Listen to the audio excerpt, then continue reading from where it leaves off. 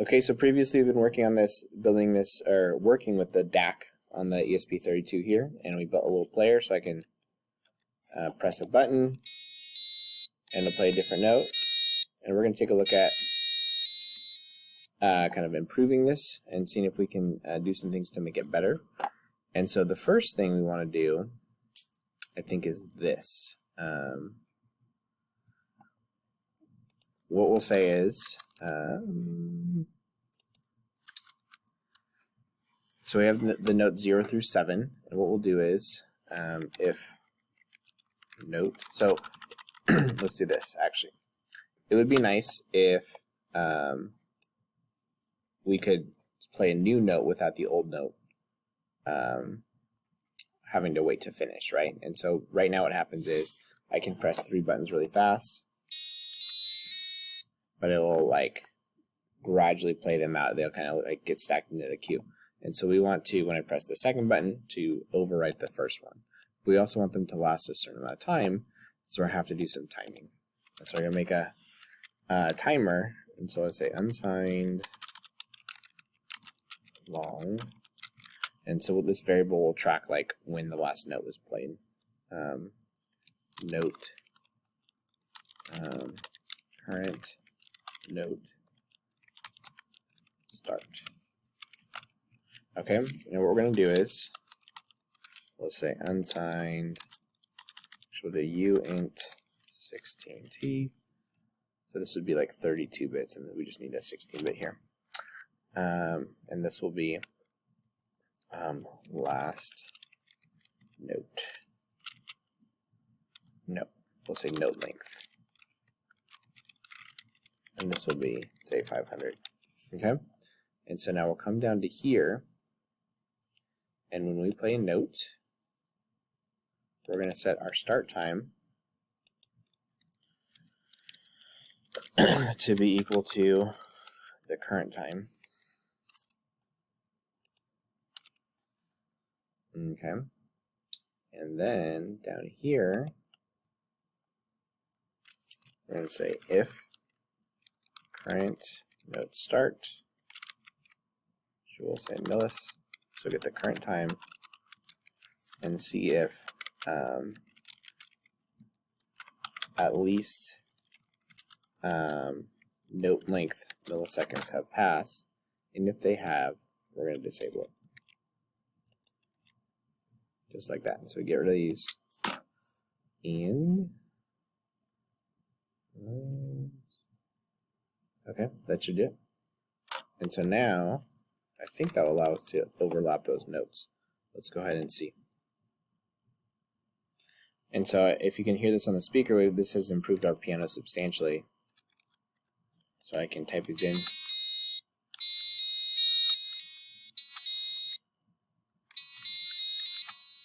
And I can play all kinds of notes there. Okay, so that's working out pretty well. Might be worth changing up the keys that we use. And so we can change this. So we can just do a serial read. And let's say we want to use actually let's do this. So we use the top of the keyboard here. And so we want to index these 0 through 7. But it'd be nice if we didn't have to jump over to 0. So we'll just do 1 through 8 instead of 0 through 7. And then, so what we're going to do is, we're going to subtract the 0, and then we are going to subtract 1. Okay? No, let's not do that. Okay, let me think about this for a second. 0, 9, 8, 7, 6, 5, 4, 3. Here's what we'll do. So we're going to do a serial.read.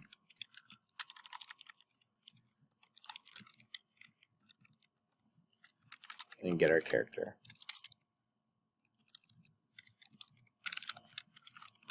Okay.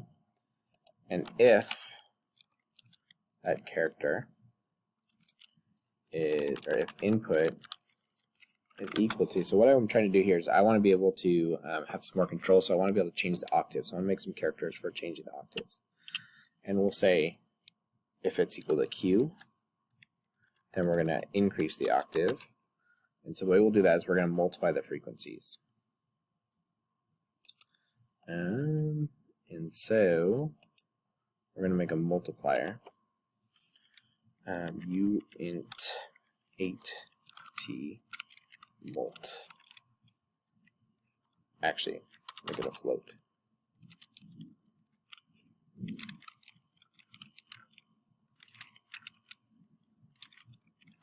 We'll start out with 1. I wonder if this is how we want to do it. Okay. Yes, we'll do this. We'll see if this works for us.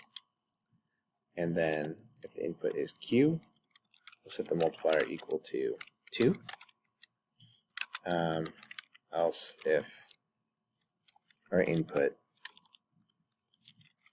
is equal to let's go with W.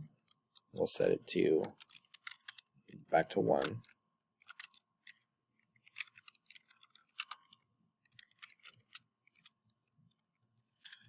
And then else if input equals E, we'll use lowercase letters here. And the multiplier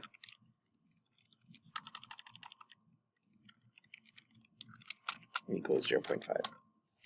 And then when we set our frequency, we're going to multiply it by our multiplier. And what this is going to do for us, and we'll see if it works the way we expect it to because we're using the floats here. But what this will do for us is it will allow us to jump up or go down an octave.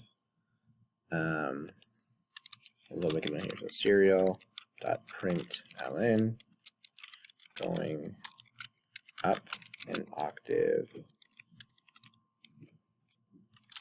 It's because when we multiply our frequencies by 2, we go up to the next octave. When we cut them down by half, we go down an octave. Down an octave. Okay, so that's done. And then we'll say here, just returning to the starting octave.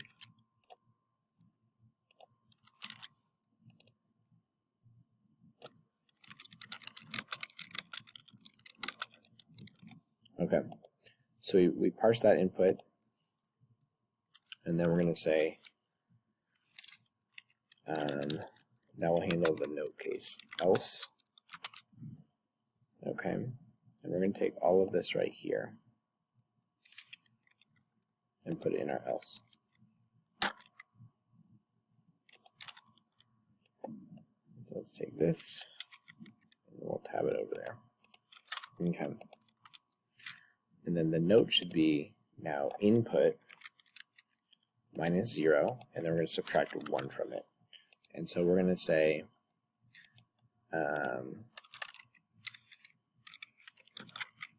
notes 1 through 8, Q, W, and E. Those are the commands here. Okay. We'll add it here 1 to 8 to play in notes. And then we'll say type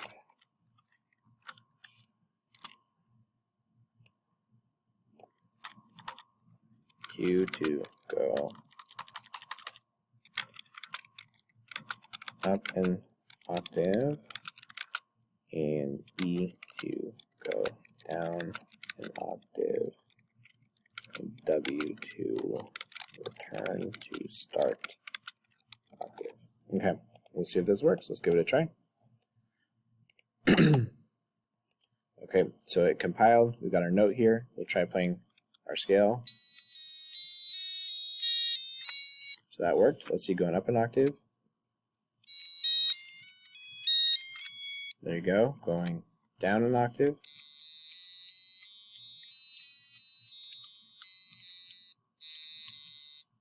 Those don't sound quite as good. It seems like at that lower octave, we're getting probably some rounding errors.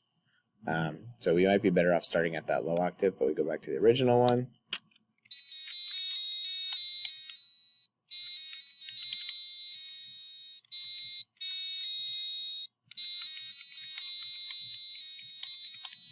So it might be nice if when we press the same one over and over again, we get like a little gap. So that's the next thing we'll add here, and we'll wrap it up with that. Okay, so we're gonna make two little changes here. First, we'll fix the way we handle the octaves so we can get a little bit better sound out of that on the lower octaves. And then we will modify it so we get a little break here. So the first thing we'll do is we're gonna add a variable here called the last note played. And we'll just set that to be 255.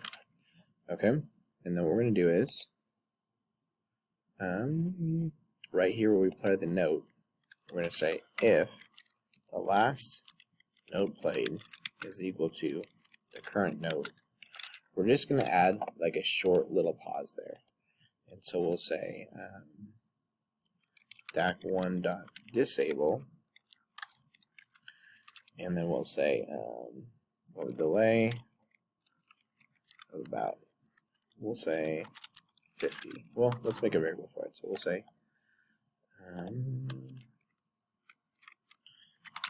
int 16t pause between notes. You know, actually, we'll just keep this between all notes, not just the same one, for consistency's sake. And so instead of checking to see if it was the last played note, if we have a new note, we're just going to disable for 20 milliseconds, and then we will go back to playing it. Let's see how that sounds.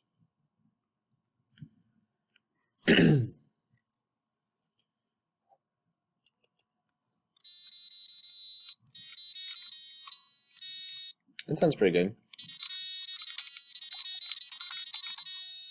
Maybe make that pause just a little bit smaller. We'll cut it down to 10, even 5 maybe. You don't need something super big. And that seems to have handled that pretty well. And they got a nice little sound there. And then the last thing we'll do here is we're going to change the way we do the frequencies in the multiplier. Okay? We're going to change this multiplier to be an int, and we're going to start it off at 4. Okay? And then we're going to change our frequencies here. So instead of using integer frequencies, we're going to use floats. And we're going to actually look them up. So we're going to use the frequencies here on this chart. I'm going to use C0, D0. No, we'll jump to the first octave. So we'll do C1, D1, E1, F1, G1, A1, B1, and C2. Okay, so we'll type those in here. And so I'm going to reference this. So we've got 32.7. Then we have 36.71. And then we have 41.2.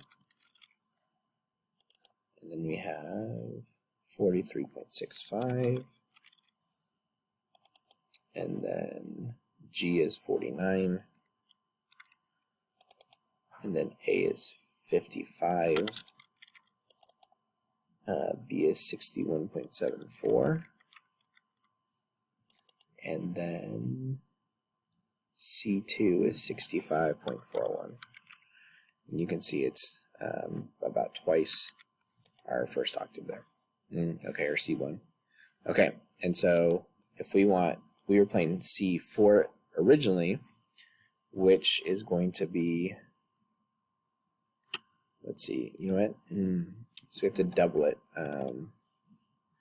So it's not a multiplier, but a shift. So we need to shift it 4 times. We need to double it 4 times. So 32.7 times 2 times 2 times 2 gives it, yeah. Wait, that was 3 times, right? 32.7 times 2. Yep, okay. And so we're going to start with a shift of 3. And what that's going to do is it's going to shift it up to there. And so, no. Let's not use a shift here. Let's think about a different way to do this. Let's say power of 2.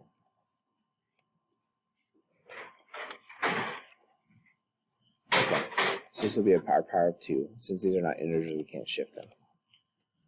Okay, here's how we're going to do it. We're going to say that these are multipliers again, and we'll start with 2 to the power of 3, which is going to be 8. Okay, so we have our multiplier. We're going to come here where we parse the input, and what we're going to do is every time we input Q, we're going to shift this by 1. And then we'll say if the multiplier, but we want to shift it up though. Not that. So if multiplier, so this is the same thing as multiplying it by 2. Multiplier is greater than, say, let's look at, we don't want to get our frequencies up too high. Let's cap it at about 2000 hertz. So 65, 2000 divided by 65 is 30. So if multiplier, we'll say, is greater than 32. And we'll just cap it there at 32. Okay, so we got that. And then we'll do the same thing here. If this is E, we're going to say, we're going to shift it the other way. And then if multiplier is less than or equal to 0, we're going to set it to be equal to 1.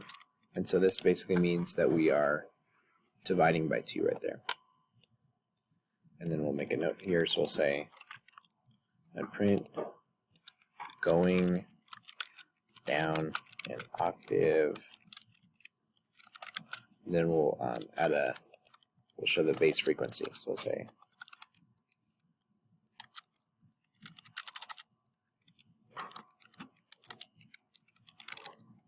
and we'll do frequencies, scale frequencies times the multiplier.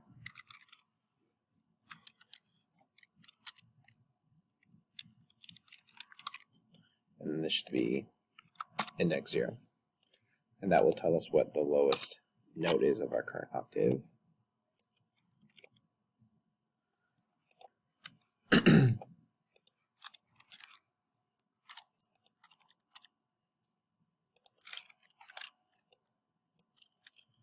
Add the L in here and get rid of it there so it's all in one line. And then we'll set this to be then 8 right here in the when the input's W, so we go back to a kind of our C4 there. Okay, and that's good. Okay, we got the multiplier right there. All right, and I think we're good. Let's go ahead and see how it does. Okay, so we're going to press Q to go up and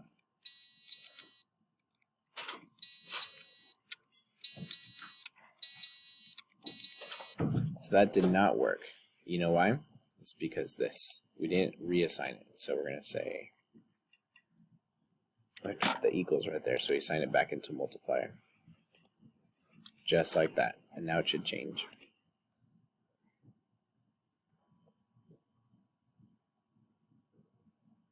Okay, so now let's try it. So we got 1.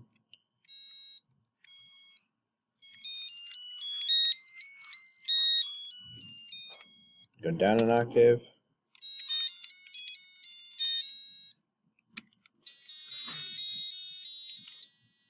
Go down another octave. One more. There you go. So we got it. One thing that we'll switch here is the E and the Q, because E feels like up, and then Q feels like down.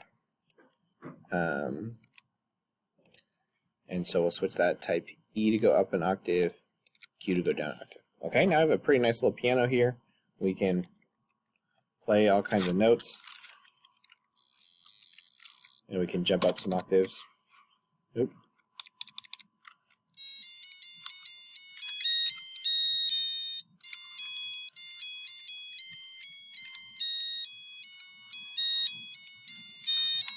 Okay, and we have quite the nice piano here.